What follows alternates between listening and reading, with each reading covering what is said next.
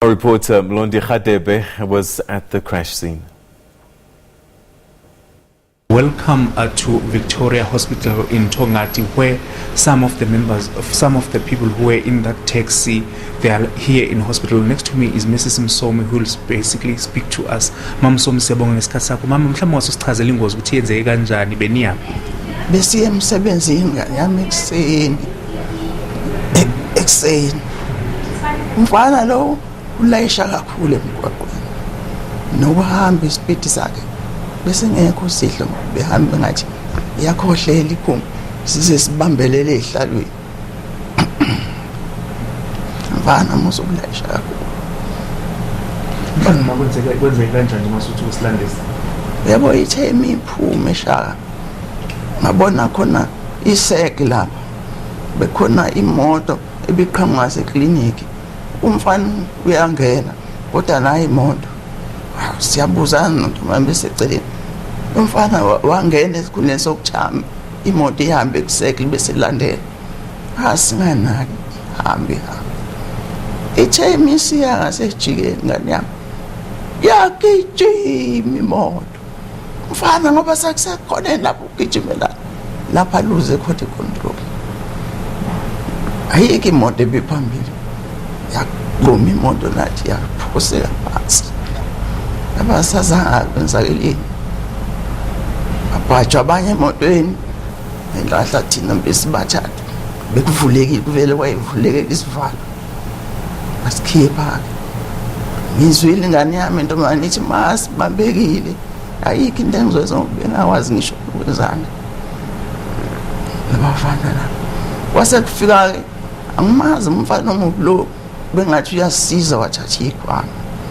Wathatha ikhwama. Base kunaka ama-ambulance ke sesagibela. Sazi ukuthi ishonephi ikhwama. Njengoba mhlawumbe mabeniyaphi nje ukuthi bekhona nezinye ingane zakho, iziphi lezi ingane zakho bezikhona? Ingane yami engisebenza naye emsebenzini enye nje yingane ngoba nakho yingane yikho ngithi ingane zami ngoba emina bengimdala etaxini angibazi ukuthi bangobani.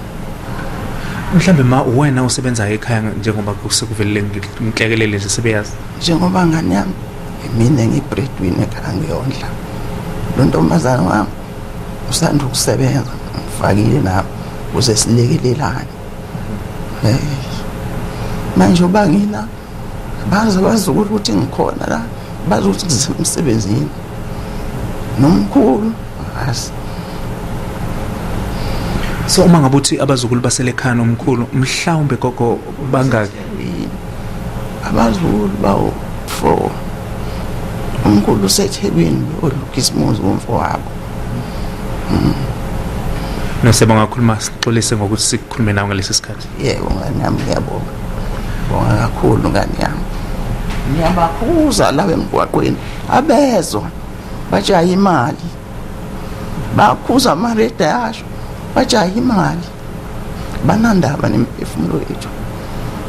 Mhlawumbe ngabe itekisi be overloaded. Ibi overloaded ngani. Be overloaded. Bekunesizwe beyimile lapho. Zo 4 waba 5 umsizwe wakhona. Kwasokuthi phambili baba 3 baba ntombazana nenye phakathi umshayeli. Nosebonga kakhulu. Yebo ngani. The passenger is explaining that she was the only person who was the elder in that taxi.